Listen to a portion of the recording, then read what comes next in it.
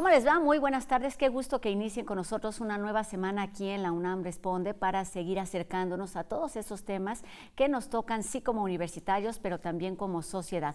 Durante los siguientes minutos hablaremos de una campaña de donación de sangre que lleva a cabo nuestra casa de estudios. Además, el doctor Carlos Rosales nos hablará sobre el efecto placebo y en la entrevista platicaremos sobre la 10ª edición del Festival de Poesía Las Lenguas de América Carlos Montemayor.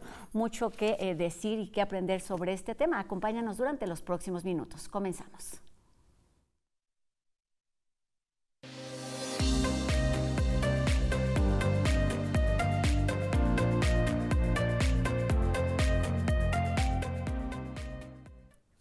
Una lengua es mucho más que un montón de signos o una herramienta de comunicación. Es una forma de nombrar el mundo, de entenderlo, de compartirlo. Y bueno, cuando una se pierde, lo que sucede en particular con las lenguas originarias es que se pierden también conocimientos, tradiciones y cultura que se han construido a lo largo de los años de la historia. Pues desde hace 20 años el Festival de Poesía Las Lenguas de América es una alternativa así de reconocimiento, pero también de disfrute. Así que para saber todo lo que sucederá este 15 de octubre, saludamos y recibimos aquí en la UNAM Responde a la doctora Carolina Sánchez García, quien es directora del Programa Universitario de Estudios de la Diversidad Cultural y la Interculturalidad, el PUIC de nuestra universidad. ¿Cómo estás, doctora? Muy bien, buenas tardes a todas las personas que nos acompañan en este espacio.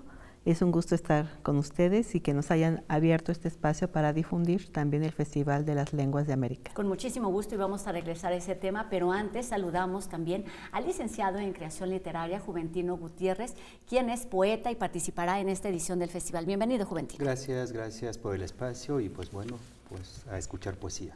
A escuchar poesía, así es que antes de escucharla vamos a hablar de ella y el por qué esta edición 2024 tiene distintas particularidades y una de ellas es que pues es muy festivo, hay varias cosas que se conmemoran en este 2024. Bueno, primero quisiera mencionar que este festival es la fiesta de la palabra poética. Surge en el 2004 y bueno, tiene el propósito de poner en un plano de igualdad las lenguas de los pueblos originarios de América en relación con las lenguas que llegaron del continente americano y que se arraigaron en esta región. Entonces, pues es visibilizar precisamente la riqueza que representan estas lenguas y además de eso, es un espacio para mostrar precisamente la vitalidad que tienen estas lenguas a través de la poesía. Y también pues ofrece este espacio la universidad para que de esta manera también se reconozca la importancia que tiene el carácter plurilingüístico de esta región y además de eso la diversidad cultural. Entonces, en esta edición tiene pues sí grandes particularidades, no solamente porque es un aniversario, sino porque también es un homenaje a José del Val, que es uno de sus fundadores de este festival, que lamentablemente fallece en agosto del 2023, pero también nos permite recordar a una persona que es José del Val, decía que era el artífice de este festival, el escritor Carlos Montemayor, quien fue una persona que estuvo incansablemente promoviendo las lenguas originarias. Claro, imposible hablar de este festival sin mencionar a estos dos personajes que a lo largo de la historia no solamente han hecho un trabajo de difusión, digamos, en este festival, sino que de forma constante trabajaron desde la universidad por hacer difusión de estas lenguas, por hacer investigación. Entonces volveremos a este tema, pero antes de seguir quisiera, Juventino, que nos hables de ti, de tu trabajo, de tu poesía, de tu lengua. Muy bien, yo soy originario del pueblo de Santa María Tlahuitoltepec, Mije, Oaxaca. Hablo la lengua ayú, o que también se conoce como Mije. Estamos ubicados en la Sierra Norte del estado de Oaxaca. Y bueno, Tlahuitoltepec es un lugar bello en cuanto a naturaleza, es un lugar boscoso, es un lugar frío, es un lugar húmedo, pero también cuando hace calor es un calor intenso. Se conoce Tlahuitoltepec como la cuna de la música. Ahí está el Centro de Capacitación Musical, que es el CECAM, y que no nada más asisten habitantes de la comunidad de Tlahuitoltepec, sino que está abierto al público en general. Entonces, ese es Tlahuitoltepec, mucha música. ¿Y cómo es tu lengua? De lo que estamos hablando aquí es de una lengua que abraza, digamos, todo eso que se vive, que se sabe en una comunidad? Pues yo creo que la lengua es fundamental para conocer el origen, ¿no?, de uno. La lengua es, en ese sentido, es cálida. Yo he dicho en algunos versos que la lengua es como ese primer cariño, ¿no?, que nos ofrece la madre. Entonces, me parece que es una comparación bastante bella. Sí, esa es la lengua ayuk. Conoceremos más adelante a esta lengua y es solamente una de las que participan. ¿Cómo se hace la curaduría? ¿Qué lenguas están representadas en este festival, en este encuentro que sucederá ya el día de mañana? Bueno, en este festival está representada la lengua maya, la lengua zapoteca del Istmo de Oaxaca, el español, el mixteco, la lengua tzotzil también, el náhuatl, la lengua guiñá, malquí de Colombia, el francés de Canadá, el mije del Istmo, precisamente con el poeta juventino, y el portugués de Brasil. ¿Cómo se eligen estas voces? ¿Cómo se eligen a los poetas que participan en cada edición? Bueno, pues ya son varios años de experiencia, ¿no? Y precisamente el programa, uno de los aspectos fundamentales que tiene es el vínculo con los pueblos originarios, y en este caso con los poetas. Entonces, a través del vínculo con diversas personas de comunidades, poetas, artistas, intelectuales, es que se ha llegado a identificar quiénes son los poetas de las comunidades de México, de países de América Latina, y de ahí se hace una selección. Pues ya ellos ya tienen una trayectoria, tienen un trabajo previo que pues siguen produciendo, presentándose en eventos, escribiendo, y de ahí precisamente viene la selección. Y además de eso nos interesa mucho también que haya una representación de la diversidad de lenguas de América, y además el francés, el español, el inglés y el portugués, ¿no?, que como ya comentaba, pues son las lenguas que llegaron a este continente. Exactamente, y estarán representadas en este festival. Sí. Decías, Juventino, la lengua materna es un abrazo, es un regalo, es algo que se da pues, de forma natural, evidentemente, pero ¿en qué momento descubres, entiendes y decides además hacer de esta lengua tu trabajo, de dedicarte a la poesía? Porque además cuando te vuelves poeta, pues tu herramienta de trabajo es la palabra, pero se vuelve un trabajo múltiple cuando se hace además traducción, cuando haces difusión. Muy bien, yo estudié creación literaria en la UACM. Bueno, toda la labor ahí es en español. Yo creo que por ahí del 8º semestre, ya casi terminando la licenciatura, es donde concientizo sobre mi lengua. También tiene que ver con las lecturas que realizábamos, y viene este cuestionamiento sobre si se escribe en español. Yo creo que también se puede escribir en la lengua mije o en la lengua ayú. Es decir, es tardío este acercamiento a la escritura o a la lengua, ¿no?, tratar de comprenderla desde la cuestión poética. Y bueno, pues es una labor que sigue presente, ¿no? Es un desarrollo constante. Releemos las obras, los textos, y en cada relectura vamos encontrando como ciertas fallas, pudiera poner estas fallitas entre comillas, por estas variantes que existen en las lenguas. Y que esto se nota, por ejemplo, en las ediciones impresas principalmente. Claro, por ejemplo, este título que tiene este libro que se llama Congoy, que las variantes son condoy, contoy, congoy, ¿sí? Entonces yo traté de agarrar de cada una de las variantes hasta poner el título Congoy. Para lograr justo lo que tienes en la cabeza, porque eso es lo que hacen las lenguas, nombrar, identificar, aprender. Cuéntanos que de esos objetivos iniciales que tenían tanto José del Val como el trabajo que hizo durante mucho tiempo Carlos Montemayor, siguen presentes, o cómo se ha transformado este festival que se lleva a cabo de forma bianual, ¿verdad? Sí, bueno, el festival se ha ido enriqueciendo. Se mantienen los objetivos que le dieron origen, que es precisamente, ya lo comenté, poner en igualdad, en un plano de igualdad, a las lenguas de los pueblos originarios con las lenguas que llegaron de Europa. Eso se mantiene, pero en este momento pues estamos también considerando otros elementos. Por ejemplo, pues estamos en el Decenio Internacional de las Lenguas del Mundo, en donde se ha exhortado a los países a implementar acciones para el desarrollo, protección, preservación de las lenguas.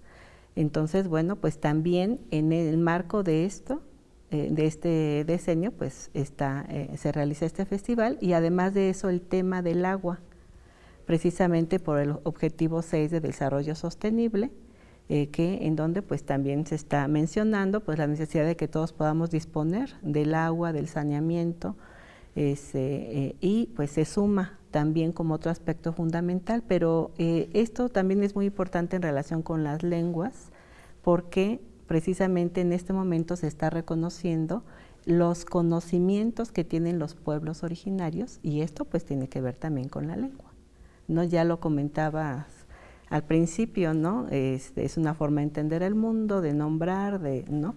De producir un conocimiento, y es precisamente aquí hay un vínculo, la importancia que tienen los pueblos en relación con el agua. Sí, entonces el vínculo que tienen en cuestión de creencias, de cosmogonía. Así es, exactamente. Entonces se van sumando otros elementos, se ha ido enriqueciendo, pues tratamos también de mantener ciertos ejes de, por ejemplo, el festival anterior pues fue una invitación a las mujeres, ¿no? El papel que juegan ellas también en la transmisión de la lengua, la enseñanza de la lengua. En esta ocasión pues es el aniversario, y así, entonces cada festival pues tratamos de enriquecerlo. Van incorporando. Se van incorporando, pero también es muy importante mencionar que hasta el momento llevamos ya la participación de cerca de 70 poetas. A lo largo de sí, 20 años. Exactamente. ¿Qué se ha ganado? ¿Qué se gana con festivales como este? Porque estamos hablando de preservación, de protección, de reconocimiento. ¿Qué tanto se ha avanzado en este camino con respecto a lo que sucede, no sé, en las comunidades, en los pueblos originarios, que muchas veces llamamos indígenas? ¿Cómo lo entiendes? Yo creo que de entrada se ganó o se ha ido ganando la visibilización de estas lenguas. Por ejemplo, estos espacios han funcionado para que la gente, ¿no? La gente mexicana, reconozca, entienda, comprenda, concientice que México no se conforma nada más del español, que se conforma con otras 68 lenguas, y decía al principio, ¿no? Son maneras de ver el mundo, maneras de comprender al mundo, y creo que estos eventos son fundamentales y han sido como el pilar para que la nueva generación que está inquieta por la escritura, porque se siga visibilizando estas lenguas, ¿no? Pues tengan este camino, esta apertura para continuar. Durante mucho tiempo se evitó esta diversidad, esta pluralidad, entendiendo el español, en particular en nuestro territorio, como el idioma que podría conectarnos con el otro mundo, y desde hace varios años me parece se han hecho esfuerzos importantes en este sentido, de ver las diferencias, de ver las diferentes lenguas como una fortaleza. ¿Cómo se entiende desde la academia y cómo se entiende desde la práctica? ¿Por dónde empezamos? Bueno, pues evidentemente sí ha habido un desplazamiento de las lenguas por el español. Eso pues también tiene que ver con una cuestión de discriminación, de estigma hacia las lenguas, de exclusión, de racialización, ¿no? Entonces estamos ahorita en un momento donde se está pues buscando romper con todas estas categorías que se han utilizado, y que eso ha limitado el desarrollo de las lenguas, el reconocimiento de la importancia que tienen, y además incluso ha influido en decisiones que se han tomado por parte de personas de pueblos originarios respecto a enseñar la lengua a los hijos, ¿no? Precisamente porque socialmente pues ha habido este trato de exclusión. Entonces eso ha afectado de manera significativa a los pueblos. Entonces lamentablemente nos encontramos casos de jóvenes que no la hablan, que ya los padres o los abuelos ya no quisieron enseñarlos, precisamente por este tipo de problemáticas.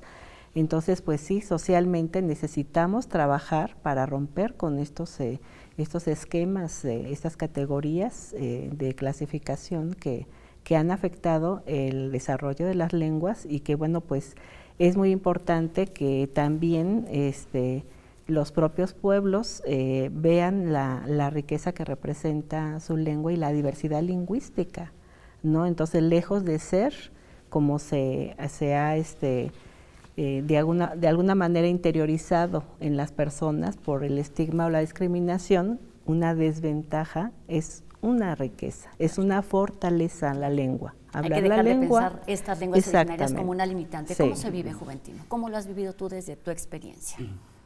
Pues sí, es difícil lo que comentábamos hace un momento, estos espacios, ¿no? También que cada uno de nosotros, pues unos viven en el pueblo, otros estamos fuera del pueblo, y nuestro día a día es en este escenario, ¿no? Yo estoy dando clases en una escuela, en una preparatoria, y de repente mis estudiantes me dicen, oye, pero ¿por qué no nos das la clase en Mije? Claro. Entonces, oye, ¿cuánto tiempo nos aventaríamos entre que te hablo en Mije y otra vez viene la interpretación? Claro. Que es una buena labor, ¿no? Y también entiendo que es como esta parte de la empatía, que es lo que se pelea mucho en esta época. Pero la realidad es otra, la realidad es que aquí yo me desplazo en español, ¿no? Y no siempre volvemos cada 8 días, cada 15 días al pueblo y poder tener esta comunicación inmediata, esta comunicación viva con la familia. Y en ese sentido me parece una problemática. En otro sentido, en la parte creativa, pues que no hay como tal, en estas lenguas, sobre todo en la lengua mije, no hay como una guía en cuanto a la creación literaria. Es decir, no hay autores, no hay autoras, hay mucho estudio antropológico, mucho estudio lingüístico, lo cual ha sido también un elemento que nos ha orientado a nosotros creadores, ¿no? Para tratar de acercarnos a esta escritura, a esta diversidad de escritura que tiene la lengua mije y todas las lenguas por las variantes. Siempre hay mucho más que hacer desde el habla, desde la interpretación, pero me parece que lo más importante es el reconocimiento y no podemos reconocer lo que no conocemos. Haznos la invitación para acudir a esta 10ª edición del festival porque estamos por terminar la entrevista. Bueno, el Programa Universitario de Estudios de la Diversidad Cultural y la Interculturalidad de la UNAM les extiende una cordial invitación para que nos acompañen el día de mañana, 15 de octubre, a las 17 horas, en la Sala Miguel Covarrubias, para disfrutar de el arte poética, el Festival de las Lenguas de América, Carlos Montemayor.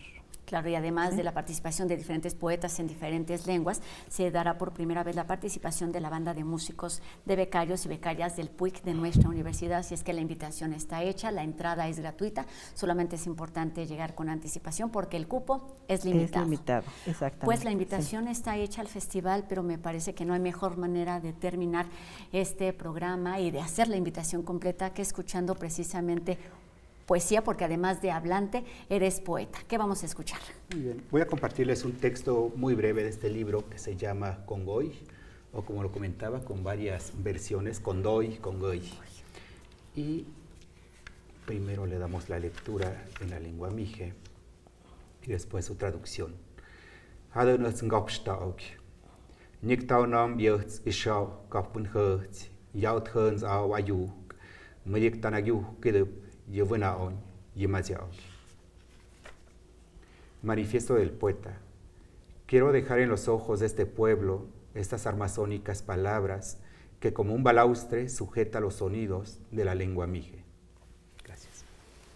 Qué potente, qué emotivo estas palabras que no pueden más que movernos a reconocer no solamente lo que se hace con la lengua mije, sino con todo lo demás. La invitación está hecha. Muchísimas gracias, Juventino Gutiérrez, poeta en lengua mije, y muchísimas gracias, doctora Carolina Sánchez García, del PUIC. Nos vemos mañana en la Sala Miguel Covarrubias y que tengan muchísimo éxito en esta y en las diferentes actividades a favor de las lenguas originarias. Gracias. Gracias por acompañarnos. Y vamos con otro tema. La donación de sangre es un acto de humanidad y de cooperación y bueno, en cada gota late, sabemos, la posibilidad de cambiar y de salvar una vida, de devolver sonrisas y también de renovar esperanzas. Una vez más, la UNAM nos invita a participar en la 6ª campaña de donación de sangre que tradicionalmente organiza en colaboración con la Cruz Roja Mexicana. Se llevará a cabo del 16 al 18 de octubre en el llamado Tren de las Humanidades, que se encuentra entre las facultades de Derecho y de Economía. Únete a esta jornada solitaria de 8 de la mañana a 2 de la tarde. No olviden llevar su identificación oficial y recuerden también hacer un registro previo en las redes de Comunidad UNAM. Enseguida el doctor Carlos Rosales nos explica por qué el efecto placebo tiene que ver con nuestro cerebro o con nuestras células más que con la sustancia que consumimos.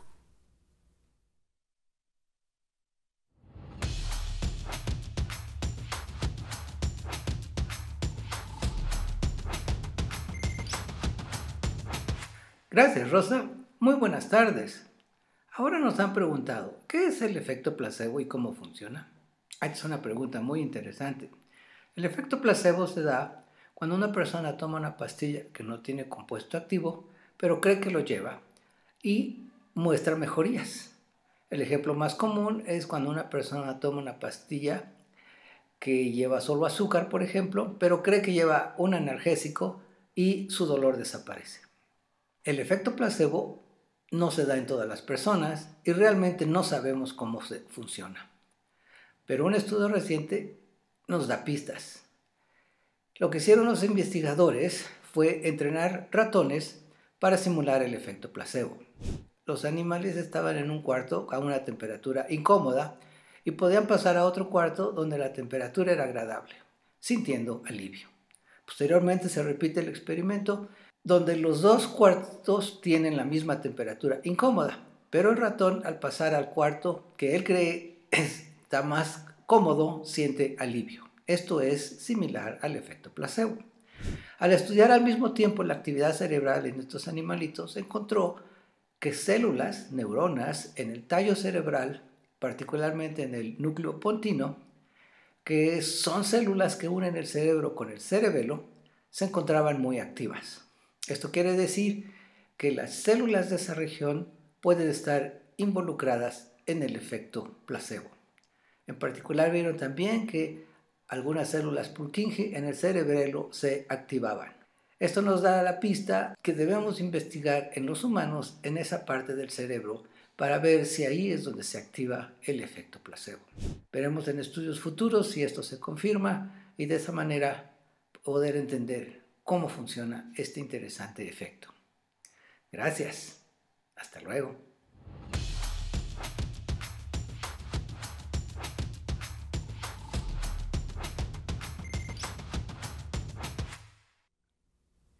Continúan las proyecciones y actividades del Festival Internacional de Cine Documental y hoy les compartimos los detalles del seminario Moviendo el Foco.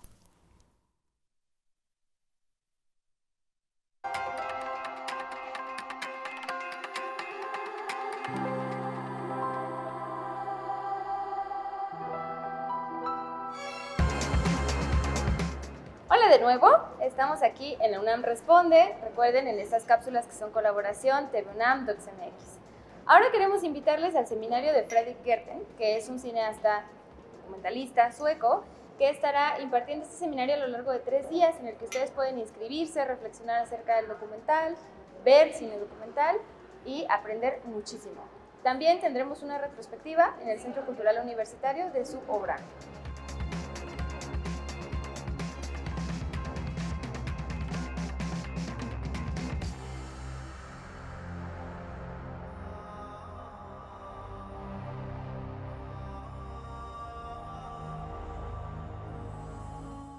Fredrik Gertten es cineasta y periodista sueco, reconocido internacionalmente por su habilidad para capturar la esencia de la condición humana a través de sus documentales. Se ha destacado por su gran activismo en favor de la libertad de expresión y los derechos humanos, temas que desarrolla en todo su trabajo fílmico. El trabajo de Fredrik Gertten ha sido ampliamente reconocido en festivales de cine de todo el mundo y sus películas han ganado numerosos premios. Lo que distingue a Gertten como cineasta es su capacidad para encontrar la humanidad en cada historia. Con un enfoque íntimo y una sensibilidad única, sus películas nos hacen reflexionar sobre nuestro propio lugar en el mundo. Por eso, no te pierdas ninguna de las funciones que DocsMX ha preparado para ti este año en su retrospectiva.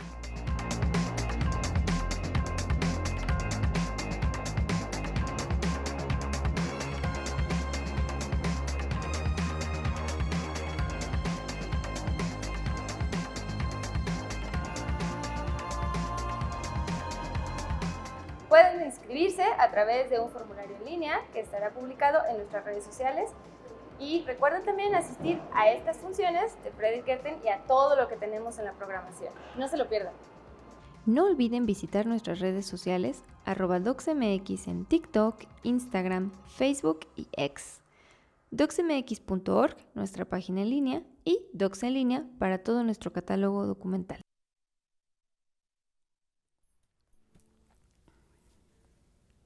Seguimos atentos a DocsMX. Con esto terminamos nuestro programa de hoy, agradeciendo a Fernanda Ramírez su participación en la interpretación de lengua de señas mexicana.